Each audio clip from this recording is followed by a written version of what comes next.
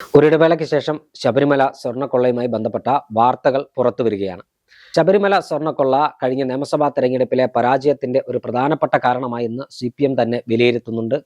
സ്വർണ്ണക്കൊള്ളയുമായി ബന്ധപ്പെട്ട് അറസ്റ്റിലായി റിമാൻഡിലായ മുൻ ദേവസ്വം ബോർഡ് പ്രസിഡന്റ് പത്മകുമാർ CPMന്റെ ജില്ലാ കമ്മിറ്റി അംഗമായി ഇപ്പോഴും തുടരുന്ന സാഹചര്യം. പത്തനംതിട്ടയിൽ തന്നെ ജില്ലാ നേതാക്കന്മാർ പങ്കെടുത്ത യോഗത്തിൽ പറഞ്ഞത് പത്മകുമാറിനെതിരെ നടപടിയെടുക്കാതിരുന്നത് തെറ്റായെന്ന് ഇപ്പോൾ ബോധ്യമായി എന്ന് നേതാക്കന്മാർ തന്നെ സ്വയം വിമർശനം ഉന്നയിക്കുന്നു. പത്തനംതിട്ടയിൽ കഴിഞ്ഞ തവണ 2021 തെരഞ്ഞെടുപ്പിൽ 5 സീറ്റ് നേടിയ CPMന് ഇത്തവണ കേവലം ഒരു സീറ്റിൽ മാത്രമാണ് ജയിക്കാൻ കഴിഞ്ഞത്. മറ്റ് സീറ്റുകളിലെല്ലാം പരാജയം രുചിച്ച CPMന് പിന്നീടും ബോധോദയം വന്നിട്ടില്ല.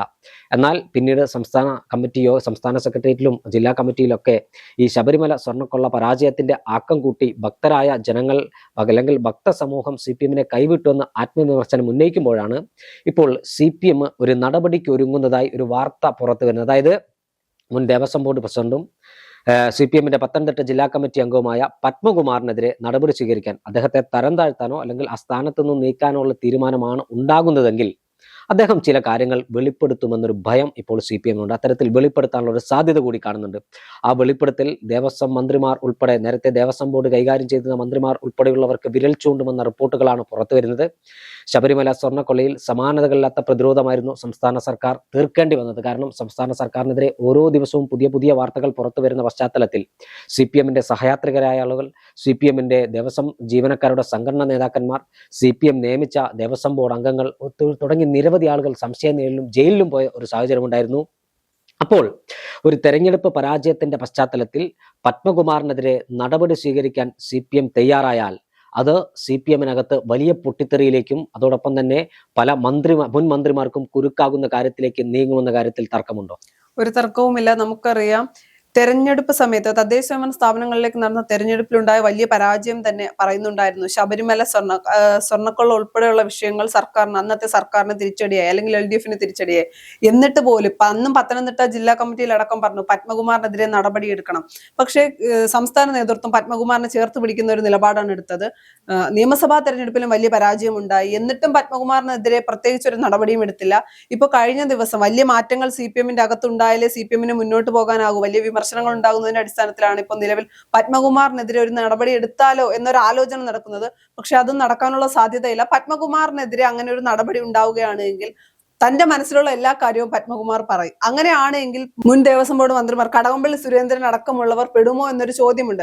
കാര്യം വളരെ ആദ്യം ശബരിമല സ്വർണ്ണക്കൊള്ള വളരെ വേഗത്തിൽ മുന്നോട്ട് പോകുക, അല്ലെങ്കിൽ ആ കേസ് വളരെ വേഗത്തിൽ മുന്നോട്ട് പോവുകയും പിന്നീട് ഇത് വളരെ മന്ദഗതിയിലാവുകയും പിന്നെ ഒരു അറസ്റ്റും ഉണ്ടാകാതിരിക്കുകയും പിന്നെ ഹൈക്കോടതി വടിയെടുക്കുന്നതിന്റെ വീണ്ടും അറസ്റ്റ് ഉണ്ടാവുകയൊക്കെ ചെയ്യുന്നു. പിന്നീട് തെരഞ്ഞെടുപ്പ് സമയത്ത് ശബരിമല സ്വർണ്ണക്കൊള്ളയുമായി ബന്ധപ്പെട്ട ഒരു കേസ് അല്ലെങ്കിൽ ഒരു വിവരങ്ങളും പുറത്തേക്ക് വരുന്നില്ല. ഇപ്പൊ പുതിയ സർക്കാർ അധികാരത്തിൽ വന്നു. സാധാരണക്കാരായ ജനങ്ങൾ, വിശ്വാസികൾ, അയ്യപ്പ വിശ്വാസികൾ സ്വാഭാവികമായും ചിന്തിക്കുക എന്ന് പറയുന്നത്, അല്ലെങ്കിൽ പുതിയ സർക്കാരിൽ ഒരു പ്രതീക്ഷയുണ്ട്, ശബരിമല സ്വർണ്ണക്കൊള്ളയിൽ യഥാർത്ഥ പ്രതികളെ കേരളത്തിന്റെ പൊതുസമൂഹത്തിന് മുന്നിൽ കൊണ്ടുവരും എന്നൊരു പ്രതീക്ഷയിൽ തന്നെയാണ് പുതിയ സർക്കാരിനെ അധികാരത്തിലേറ്റുന്നത്. അപ്പൊ ആ ഒരു കാര്യം കൂടി നിലനിൽക്കുന്നുണ്ട്. പത്മകുമാറിനെതിരെ ഒരു നടപടി ഉണ്ടാവുകയാണെങ്കിൽ സ്വാഭാവികമായും പത്മകുമാറിന്റെ ഉള്ളിലുള്ള കാര്യങ്ങൾ മുഴുവൻ പത്മകുമാർ പറയും. പത്മകുമാർ ഈ കേസിൽ പെട്ടിട്ടുണ്ട്, അല്ലെങ്കിൽ പത്മകുമാർ തെറ്റ് ചെയ്തിട്ടുണ്ട്.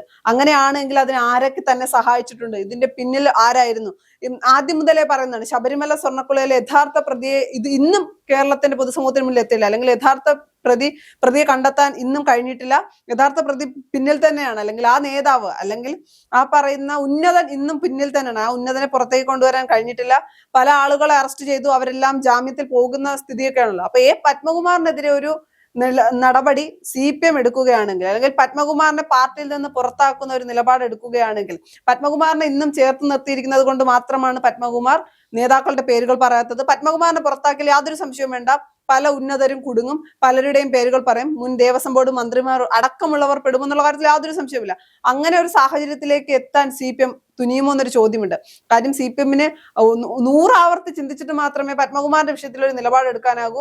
അത് വലിയ തിരിച്ചടി. ഇപ്പോൾ പത്മകുമാറിനെ ചേർത്ത് പിടിച്ചത് തിരിച്ചടിയാണ് എങ്കിൽ ആ വരുന്ന ഉന്നതരുടെ പേര് പുറത്തു വരുമ്പോൾ അത് ഇതിനേക്കാൾ വലിയ തിരിച്ചടിയും CPMൽ വലിയ പൊട്ടിത്തെറിയും ഉണ്ടാക്കും എന്ന ഒരു തോന്നൽ CPMന്, അല്ലെങ്കിൽ ഉണ്ടാക്കുമെന്ന് സംസ്ഥാന നേതൃത്വത്തിന് അറിയാമെങ്കിൽ ഒരിക്കലും അത്തരമൊരു നിലപാട് പത്മകുമാറിനെതിരെ ഒരു നിലപാട് എടുക്കില്ല.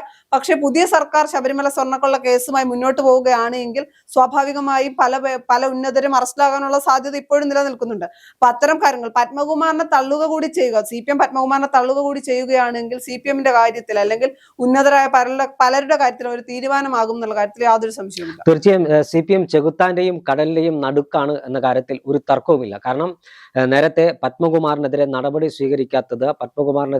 സ്വീകരിച്ചാൽ അദ്ദേഹം മാധ്യമങ്ങൾക്ക് മുമ്പാകെ അടക്കം പലതും പറയും എന്നൊരു ഭയം CPM-നുണ്ട് എന്ന് പലരും വിമർശിച്ചിരുന്നു. അത് തന്നെയാണ് ഇപ്പോൾ നടക്കാൻ പോകുന്നത്. അത് മാത്രമല്ല, ശബരിമലയിലെ സ്വർണ്ണക്കൊള്ളയുമായി ബന്ധപ്പെട്ട് പ്രത്യേക അന്വേഷണ സംഘം മുൻ ദേവസ്വം ബോർഡ് പ്രസിഡന്റായിരുന്ന PS പ്രശാന്തിനെ ചോദ്യം ചെയ്യാനുള്ള ഒരു തീരുമാനത്തിലേക്ക് എത്തിയിരിക്കുന്നു. അദ്ദേഹത്തിന് നോട്ടീസ് നൽകിയിട്ടുണ്ട്. ഈ PS പ്രശാന്ത് ഉൾപ്പെടെയുള്ളവർ ഈ കേസിനകത്ത് എന്ത് മൊഴി നൽകുമെന്ന കാര്യം ഇപ്പോൾ വീണ്ടും CPM-ന് ഒരു ബാലികേറ മലയായിരിക്കുകയാണ്. നേരത്തെ ദേവസ്വം ബോർഡ് കൈകാര്യം ചെയ്തിരുന്ന കടകംപള്ളി സുരേന്ദ്രനെ അന്വേഷണ സംഘം ചോദ്യം ചെയ്തിരുന്നു. എന്നാൽ അറസ്റ്റ് നടപടിയിലേക്ക് അന്വേഷണ സംഘം അന്ന് കടന്നിരുന്നില്ല. കടകംപള്ളിയെ അറസ്റ്റ് ചെയ്യാത്തത് രാഷ്ട്രീയ സ്വാധീനം കൊണ്ടാണെന്ന് ഇന്നത്തെ ഭരണപക്ഷമായ കോൺഗ്രസ് ആരോപണം ഉന്നയിക്കുകയും ചെയ്തിരുന്നു. ഇപ്പോൾ പുതിയ സർക്കാർ അധികാരത്തിലേറ്റു. പുതിയ മന്ത്രിയാണ് ദേവസ്വം വകുപ്പ് കൈകാര്യം ചെയ്യുന്നത്. ശബരിമല സ്വർണ്ണക്കൊള്ളയുമായി ബന്ധപ്പെട്ട കൂടുതൽ വിവരങ്ങൾ, ശബരിമല സ്വർണ്ണക്കൊള്ളയുമായി ബന്ധപ്പെട്ട കൂടുതൽ വിശദാംശങ്ങൾ ഇതെല്ലാം പുറത്തു വരുമെന്നാണ് കേരളത്തിലെ ജനങ്ങളുടെ പ്രതീക്ഷ. ആ പ്രതീക്ഷയ്ക്കൊത്ത് ഉതകുന്ന തരത്തിലുള്ള അന്വേഷണം മുന്നോട്ട് പോകണം. കാരണം ലോകമെമ്പാടുമുള്ള കോടിക്കണക്കിന് അയ്യപ്പ ഭക്തരുടെ മനസ്സിന്റെ അകത്തളങ്ങളിൽ മുറിവുണ്ടാക്കിയ ഒരു സംഭവമാണ് ശബരിമല സ്വർണ്ണക്കൊള്ള. അയ്യപ്പ ഭക്തർ കാണിക്കയായി അയ്യപ്പന് നൽകിയ അല്ലെങ്കിൽ അയ്യപ്പന് സമർപ്പിച്ച വസ്തുക്കൾ സ്വർണ്ണമാണ്. ഇത്തരത്തിൽ കള്ളന്മാരുടെ നേതൃത്വത്തിൽ അവരുടെ ശബരിമല നോക്കാൻ സർക്കാർ ഏൽപ്പിച്ച ആളുകളുടെ നേതൃത്വത്തിൽ മോഷ്ടിച്ചു കൊണ്ടുപോയി വിൽപ്പന നടത്തി പണം സ്വന്തം പോക്കറ്റിലേക്ക് ആക്കിയത്. ഇത് ഭക്തർക്ക് ഒരു കാരണവശാലും അംഗീകരിക്കാൻ കഴിയാത്തതാണ്. അതുകൊണ്ട് ഭക്തർ വലിയ പ്രതിഷേധത്തിലാണ്. ഭക്തരുടെ പ്രതിഷേധത്തിന്റെ ചൂട് കഴിഞ്ഞ തെരഞ്ഞെടുപ്പിൽ, തദ്ദേശ സ്വയംഭരണ സ്ഥാപനങ്ങളിലേക്ക് നടന്ന തെരഞ്ഞെടുപ്പിലും നിയമസഭാ തെരഞ്ഞെടുപ്പിലും CPM അനുഭവിച്ചറിഞ്ഞതാണ്. ഇനി ആ ചൂട് ഇനിയും ജനങ്ങളുടെ മനസ്സിന്റെ അകത്തുണ്ട്. ആ ചൂട് അത്ര പെട്ടെന്ന് അവരിൽ നിന്ന് മാറ്റുക എന്നത് എളുപ്പമുള്ള കാര്യമല്ല. അതുകൊണ്ട് തന്നെ CPM-ന് ഈ പത്മകുമാറിന്റെ തുറന്നു പറച്ചിൽ വലിയ തിരിച്ചടി ഉണ്ടാകും.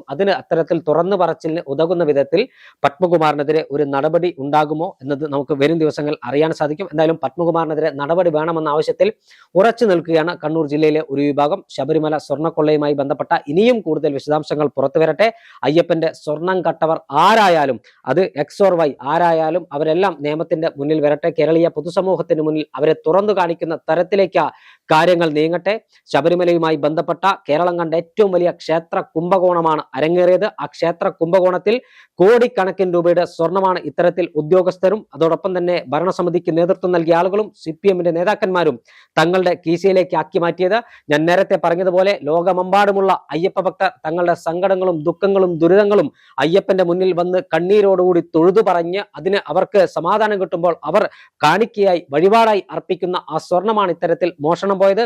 ആ സ്വർണം മോഷണത്തിന് കൂട്ടുനിന്നവരാണ് ഈ പത്മകുമാർ അടക്കമുള്ളവർ. പത്മകുമാറിന് കൃത്യമായി കാര്യങ്ങൾ അറിയാമായിരുന്നു. അതിനുശേഷം ദേവസ്വം ബോർഡ് കൈകാര്യം ചെയ്തിരുന്ന ആളുകൾക്ക് അറിയാമായിരുന്നു. ഒരു പ്രതി കഴിഞ്ഞ ദിവസം മരിച്ചു. അതുകൊണ്ട് അദ്ദേഹത്തിന്റെ പേര് നമ്മൾ ഇതിലേക്ക് വലിച്ചിഴക്കുന്നില്ല. എന്തായാലും ശബരിമല സ്വർണ്ണക്കൊള്ള കഴിഞ്ഞ നിയമസഭാ തെരഞ്ഞെടുപ്പിൽ CPM-നെ തിരിഞ്ഞുകൊത്തിയിട്ടുണ്ട് എന്ന കാര്യത്തിൽ ഒരു തർക്കവുമില്ല.